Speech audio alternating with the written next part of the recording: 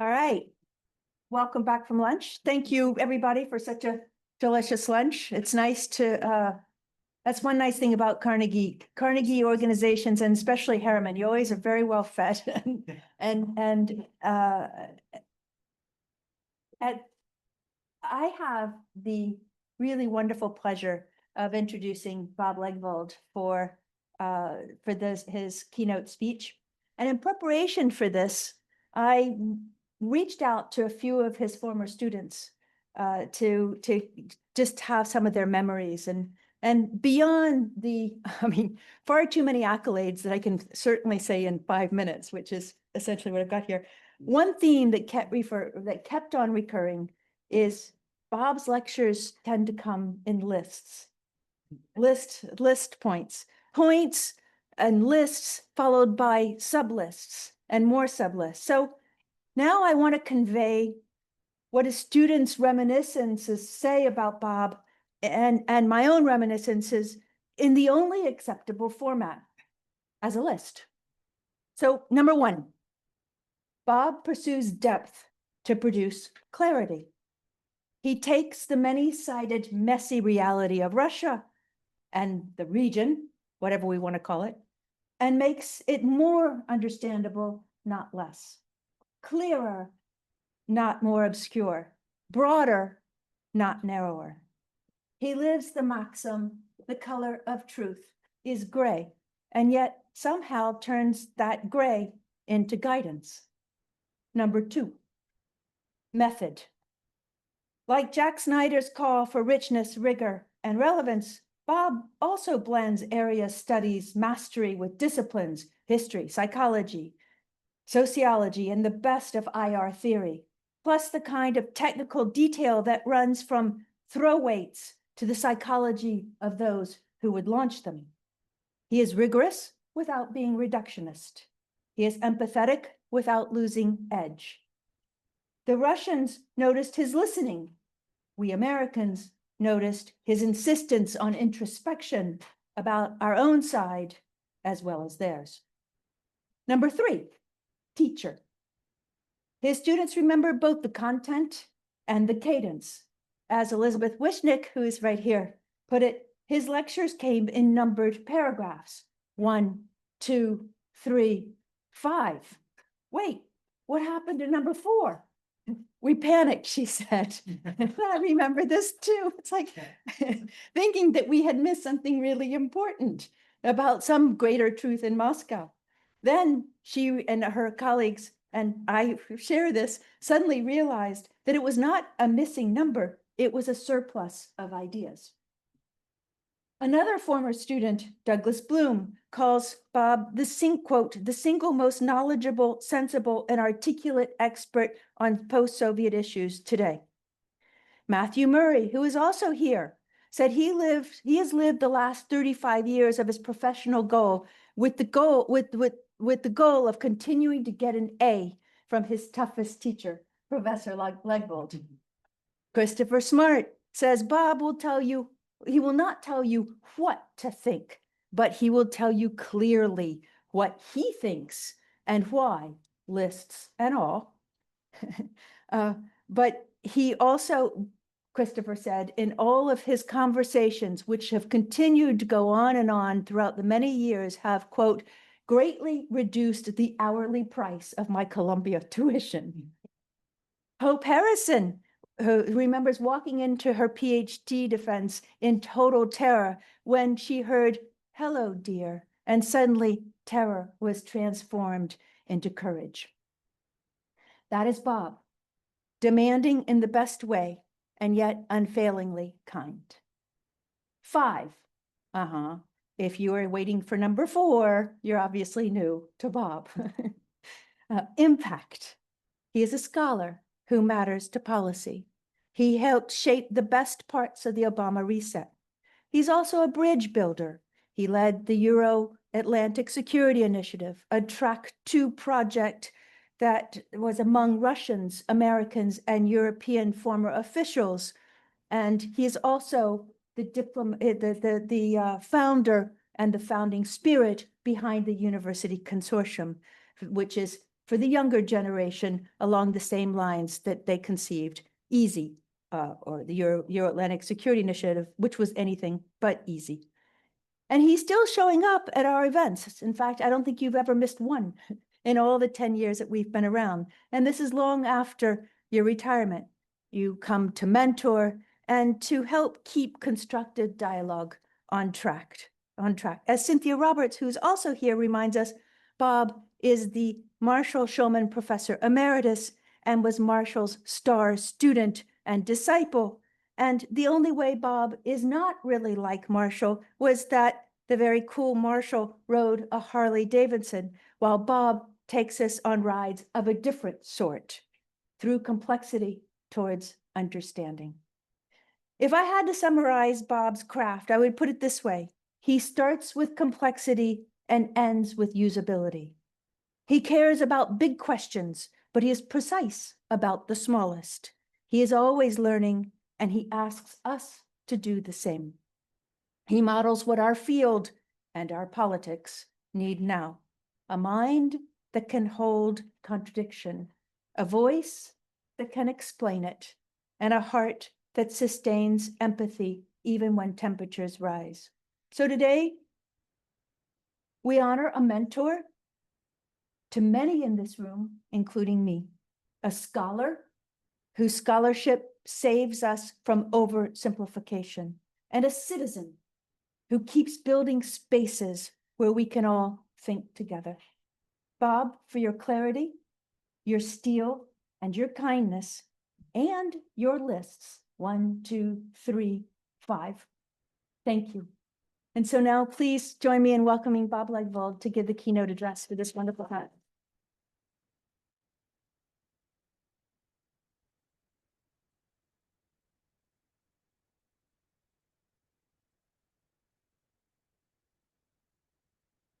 Well, Julie, that was extraordinarily generous, and I'm deeply touched, and I'm honored that in some fashion you've organized this day and did me the honor of doing it for me. Marshall Shulman used to say after an introduction like that my father would have appreciated it and my mother would have believed it. It's good to be back at Columbia. Columbia was, and this institute, the Russian Institute, then Harriman Institute, the W. Averill Harriman Institute for the Advanced Study of the Soviet Union, as it was at that point.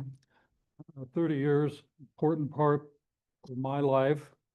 And that life has been, for most of you as well, academics.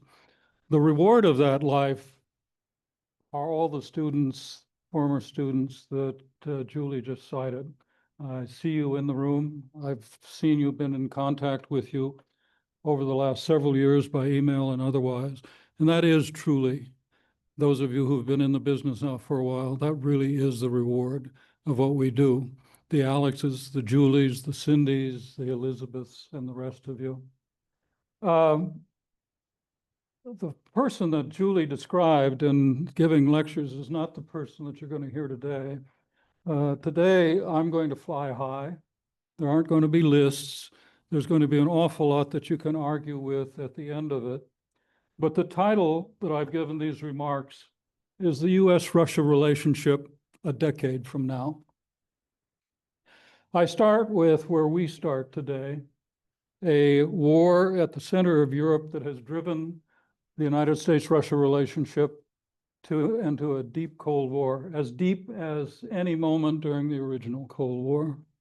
A war that has split the Western alliance, a war from which a majority of the countries of the world are standing aside, including major countries like Brazil and India and South Africa. An international environment that's marked by the crumbling of a neoliberal international order championed by the United States, accompanied by the collapse of a rules-based global trading system, made more dramatic by the fact that the architect of that system, the United States, is actively dismantling it. It's a starting point as well, marked by an intensifying strategic competition between the world's economically and militarily most powerful countries, the United States and China, with the potential of evolving into a genuine Cold War between the two countries. So in this context, how to think about the likely course or the possible course of relations between the United States and Russia over the next 10 years and where it may end up by 2035. In tackling the challenge, I turn first to two of the overarching frameworks that are out there, but I concluded that the first, the theory of enduring rivalry that was popular in the 1990s, is too loose and too shapeless in identifying the reasons for enduring rivalry, the beginning and the end of a strategic rivalry, and too narrow in identifying its consequences and its dynamics. Enduring rivalry by the theory is identified as a bilateral relationship that has crossed that threshold where the two countries are now in almost a permanent state of threat of the use of military violence that then is accompanied by or that evolves into recurring wars. I judge the other, the widely embraced notion that the United States and Russia have long and will in the future be involved in an implacable strategic competition, a competition over geostrategic, geopolitical interests, over status, over values. I thought it useful, but not sufficiently refined for my purposes. Tom Graham, you've been mentioned by prior panelists. Tom Graham, in his new book, Getting Russia Right, makes the most recent and I think intelligent use of that notion framework of a permanent or regular strategic rivalry between the two countries, because he recognizes that while the reality will remain one of strategic competition, the level of antagonism within that relationship has over time waxed and waned. And he's interested in developing a policy recommended for US in dealing with Russia that would promote the waning of the antagonism. I, however, took another approach. I was looking for a different kind of a toehold. Because I'm trying to size up a decade, I looked at the last 50 years and I sliced it into decades, 1975 to 1985, 1985 to 1995, and so on, and then attempted to assess the evolution of the relationship over an individual decade, looking at four influences that I identified. The first was the effect of international systemic effects. The second was the Russian domestic factor. The third was the US domestic factor. And the fourth was the effect of critical effects during the event. I was struck, although I wasn't entirely surprised, that in every one of the five slices, including the last one, 2015 to 2025, the course of the relationship underwent sharp, even fundamental change.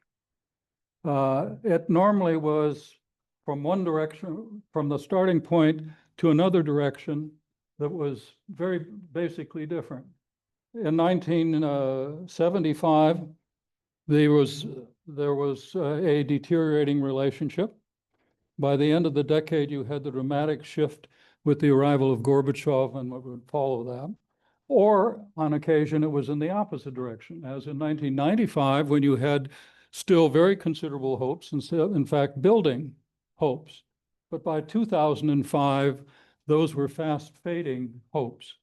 The period of 2015 to 2025 is the outlier from my point of view. It doesn't reflect the boom and bust of those earlier decades or the reverse, the bust and then boom, but instead a secular decline in the relationship from an incipient Cold War at the beginning of the period into a deep Cold War that that I mentioned at the very outset. Although it's a judgment call on my part, and it probably, or not probably, it may be a misjudgment in assessing of the four factors that I outlined shaping events over the decade. In most of them, or three of the five, the decisive factor was the evolution of the domestic factor in Russia. Although in three of the cases, an important event was also critical: the collapse of the Soviet Union in 1991, the enlargement of NATO in 1997, and of course the war, the invasion of Ukraine in 22. At some point, I may come back to the matrix and lay out its detail, but here I simply want to weld pieces of it into a wider ranging analysis. The place to start is with this moment's imminent critical feature. That critical feature is the war in Ukraine. My working assumption is that when the dust settles, a sovereign and a defensible Ukraine in control of 80% of its territory will be in place. The line of contact between Ukrainian and Russian militaries will be reasonably, although not absolutely, stable.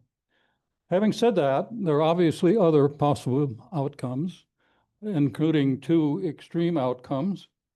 One, in my view, the least likely, is the collapse of the Ukrainian military effort, allowing Russia to dictate the war's outcome, including the scale of territory lost and Ukraine's neutrality. Alternatively, the other is a Russian military effort stymied and Russia forced to accept at a minimum a de facto armistice, or maximally, and I think less likely, to sue for peace, allowing Ukraine to claw back some of the lost territory, but I would think relatively little more. Whatever the war's outcome, however, and I should say in identifying those three things, and here you may disagree with me, I don't think it is going to change the larger picture and what happens over the next decade leading to 2035. So I said, as I started to say a moment ago, whatever the war's outcome, its immediate larger context is going to be a NATO, probably a European-led NATO, arrayed against a Russia refurbished military force stretching from the Arctic along a new 830-mile Finnish border across Ukraine into the Black Sea.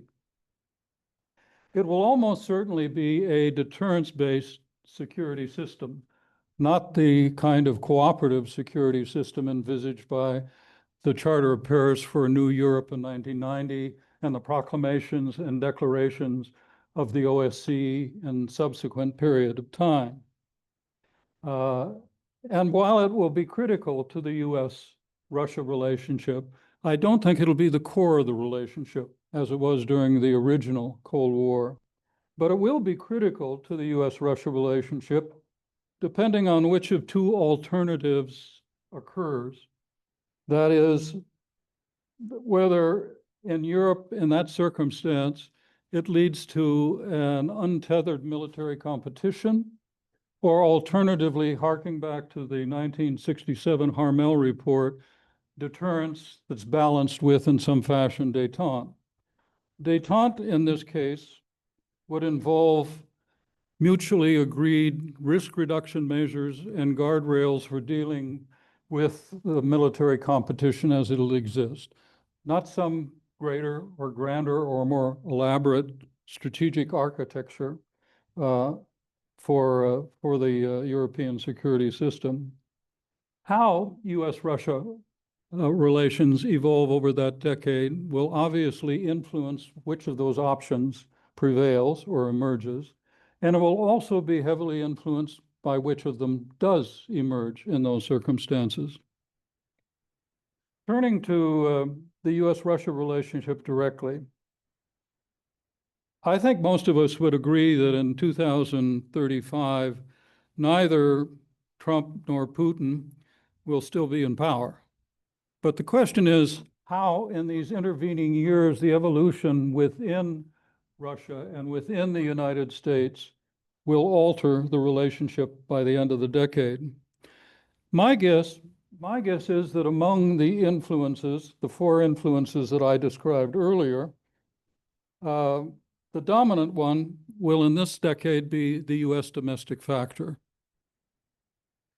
A post-Putin Russia, and I don't think that's likely to happen until near the end of the decade, will, I expect, have more or less the same character and be more or less of the same orientation. Were the succession to occur clear, then it's possible that a successor with less of a personal stake in the war would be readier to rid himself of the war, and that obviously would make a great deal of difference in the circumstance. On the US side, Luke and Wei, Stephen Levitsky at Harvard and Luke and Wei have developed a concept of competitive authoritarianism to describe Hungary under Orban, Turkey under Erdogan, and a number of other states where that applies.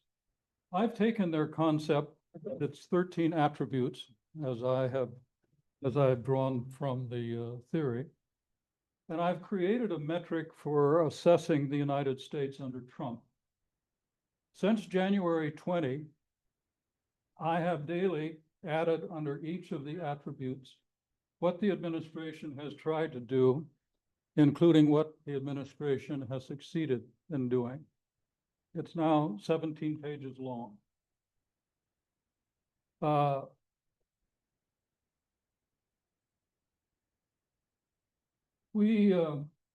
Having said that, we are, in my view, far from there yet. But I think we are on a path that leads to competitive authoritarianism within this country.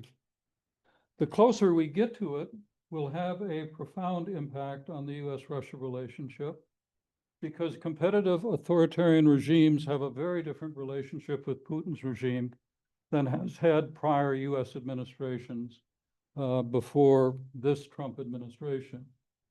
On the other hand, if the momentum of the moment is contained and the United States settles back into a still polarized political setting, but one that is not tilted toward an extreme, then I think the two countries will be where they have been since the eruption of the Ukrainian crisis in 2014, in a Cold War.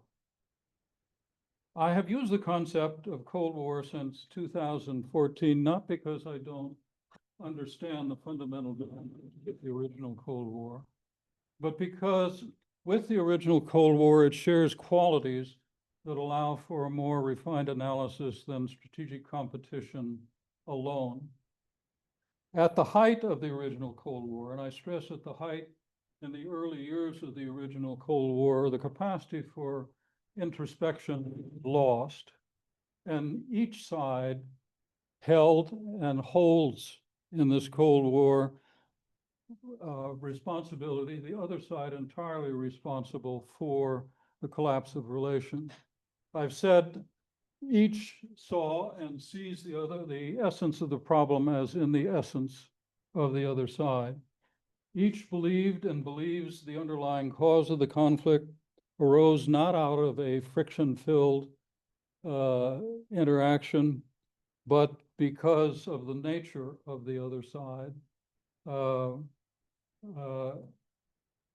And each believes that the conflict is not primarily, as I've said, friction-filled interaction, not one of a conflict of interest, but a conflict of purpose. Thus, both sides assumed that the situation could and can only change with a fundamental shift in the nature of the other side, or at a minimum, with a fundamental reorientation of its foreign policy agreements. They are achieved, were and are treated as one-off and merely transactional. Neither thought or thinks it practical to pursue small steps toward a potentially cumulative transformation of the trajectory the two countries are on. The slow process of ending the original Cold War, as I see it, was a matter of gradually overcoming each of these qualities. That's what happened in the last 15, 20 years of that original Cold War.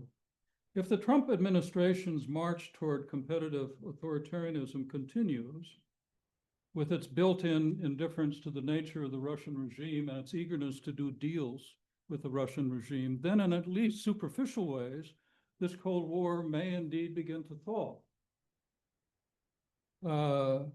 If, however, the politics in the United States returns to a more normal, still troubled equilibrium, then the US-Russia Cold War will persist.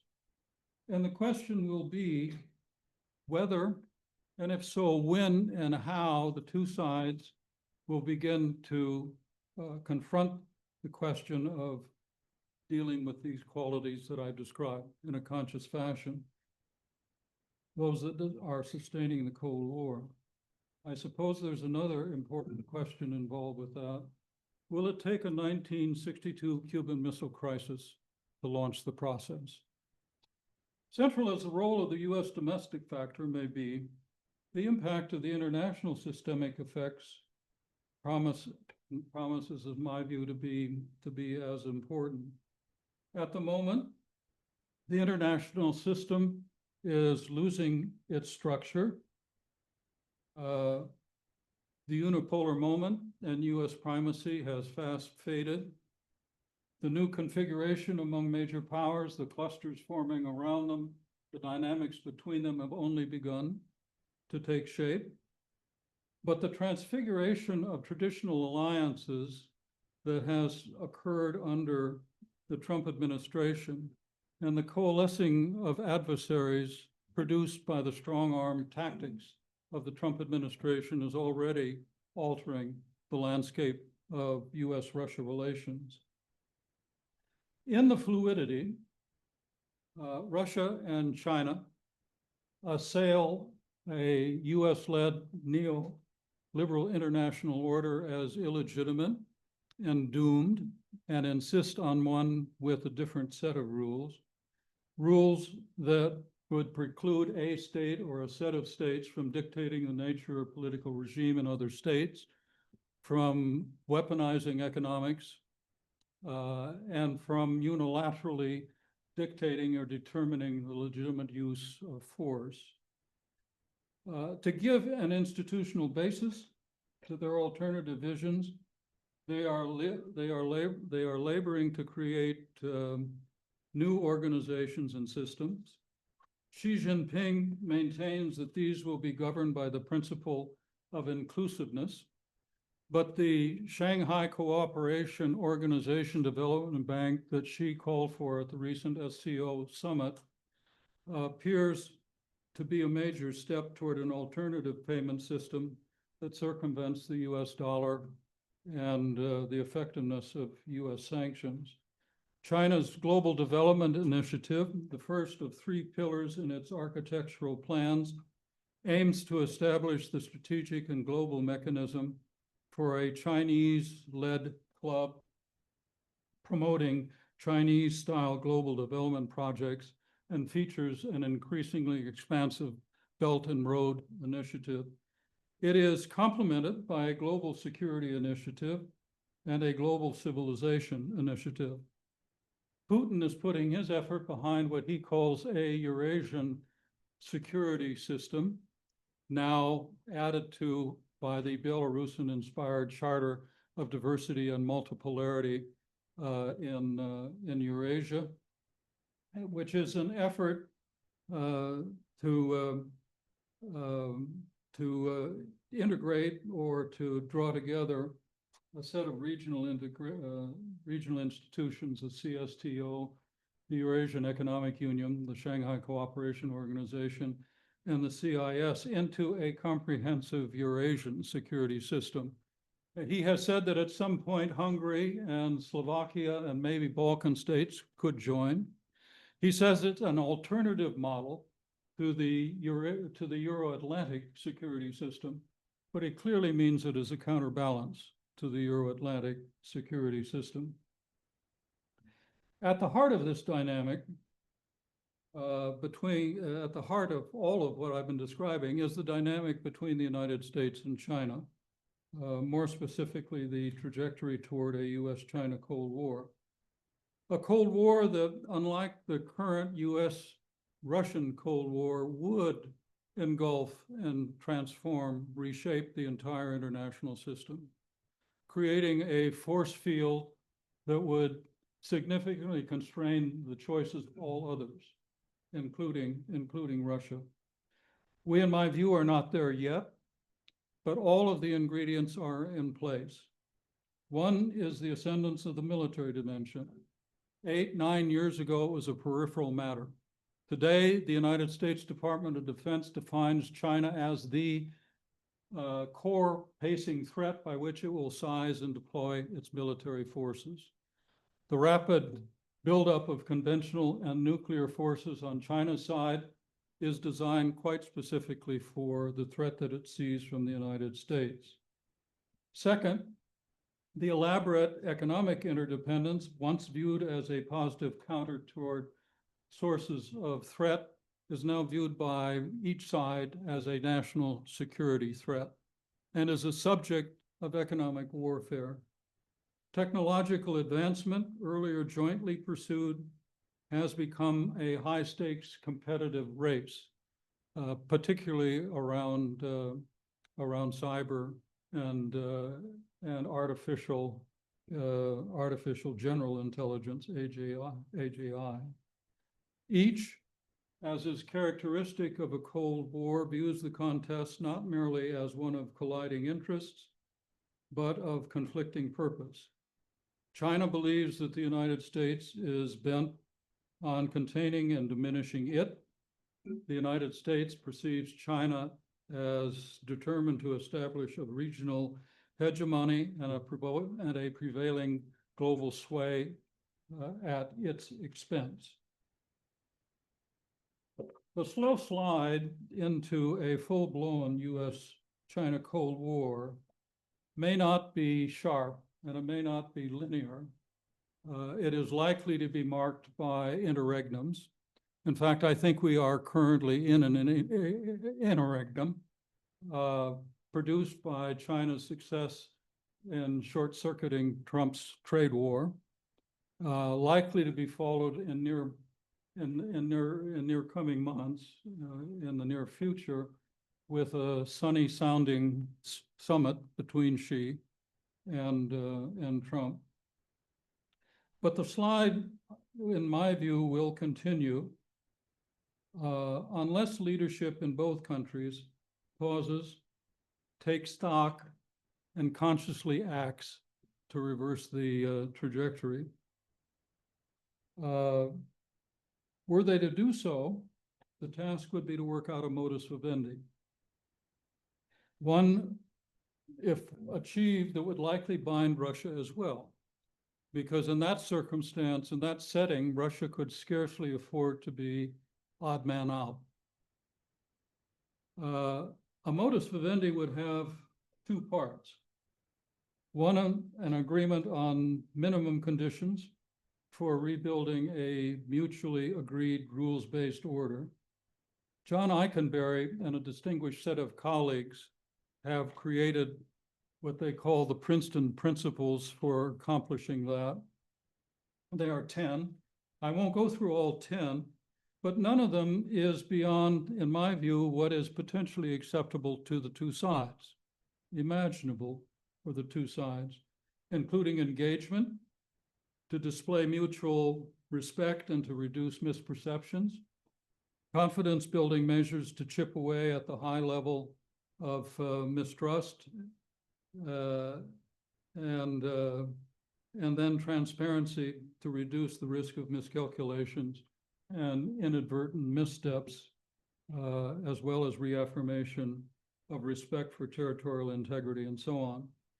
There are other important voices that have offered and laid out steps leading from the path the two countries are currently on toward what Kevin Rudd calls a managed strategic competition.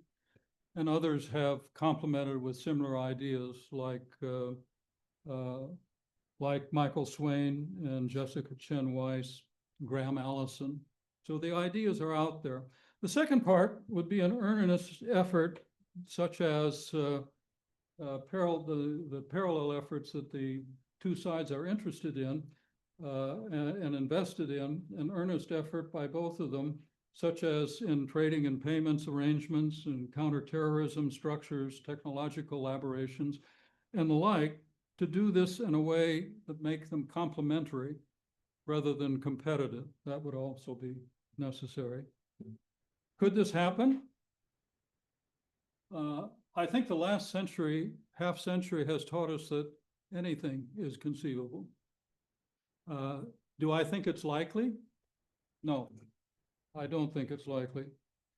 But I do believe that the years ahead will generate mixed and including countervailing trends powered by how the internal story in the United States plays out, by the uncertain effects of an international system in the throes of reconstitution, and quite probably by events unforeseen. If the history of the last 5 decades offers an insight, it is that how all this plays out by the end of the decade may leave US-Russia relationship in a very different place from where it is today.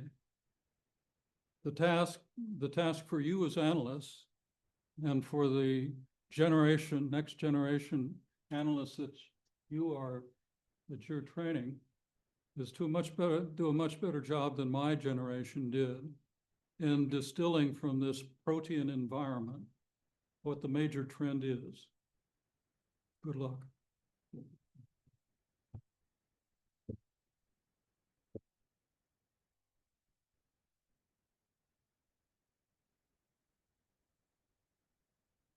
Go away.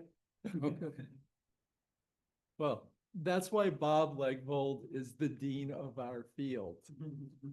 So when Bob was at Tufts and an opportunity came to come to our institute, according to his telling on the oral history, he did not have a second thought that he wanted to come to Columbia to practice area studies in the manner of Marshall Schulman, that he felt that this was exactly his style of carrying out his career. And Bob came and absolutely fulfilled his goals in that way, and in following in Marshall's footsteps, both as a scholar and as a public intellectual, and also as an institution builder.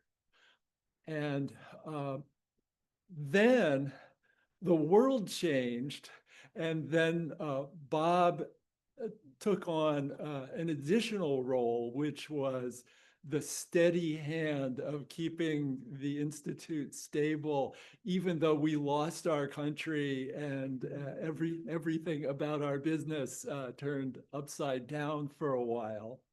And Jack Marshall used to say to me, he said, or to the audiences, he would say, when I turned the Institute over to the Legvold, the Soviet Union was intact.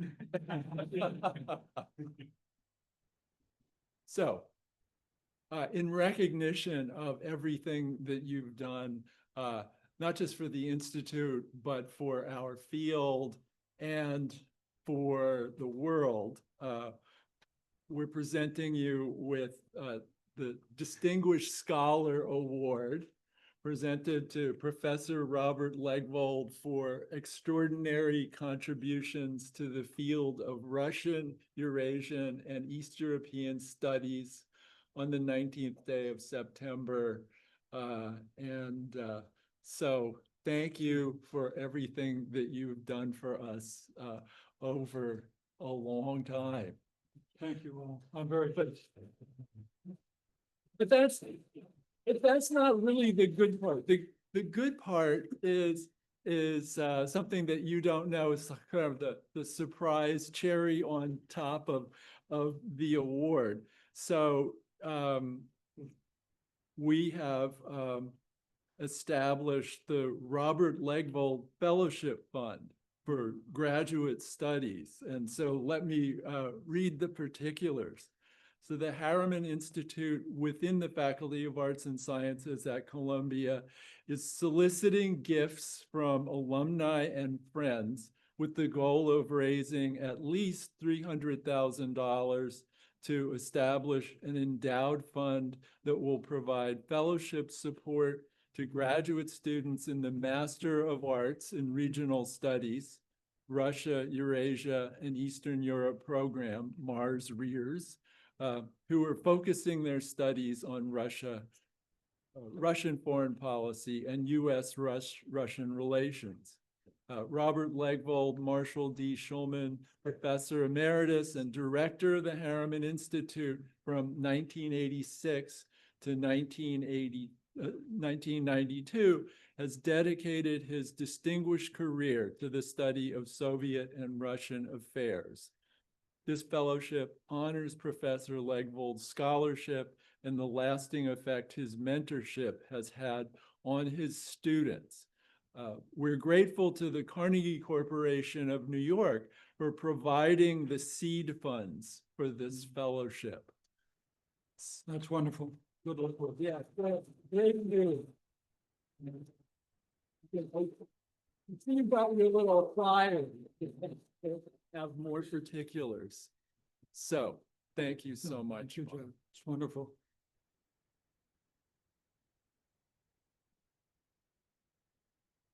I think we have one more presentation. I thought of this as a tiny gift because Julie was soliciting remarks. She didn't give all of mine, but one of them was that. Too long for. Believe me, there's a long list for Chelsea. No, I'm sure many were better than mine, but one was that Bob Legvold is not only the emeritus professor, Marshall D. Schulman emeritus professor, and not only Marshall Starr student, but also continues to be the intellectual center of our field, especially in foreign policy and international relations. But he didn't drive a motorcycle. And I met Bob first as Professor Legvold as an undergraduate at Tufts. And then I came here to study with his mentor, Marshall Schulman, and then disciples like Jack Snyder. And Marshall, when I went to his office to say, well, should I come to Columbia or go somewhere else? I had other acceptances.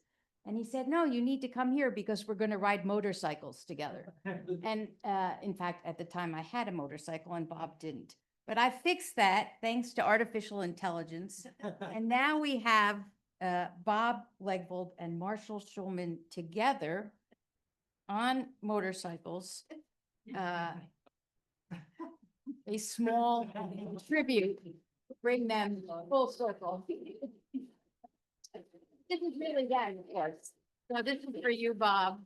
And if you want the image, I can produce it for you. Thank you. Thank you very much. That's not illegitimate. Jack didn't note it in making the introduction, but I have a motorcycle license. I drive a motorcycle. So it's a full.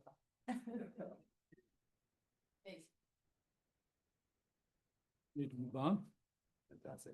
Okay, everyone. So we will take a short break and we will resume with our third panel at 1:45 sharp. Thank you.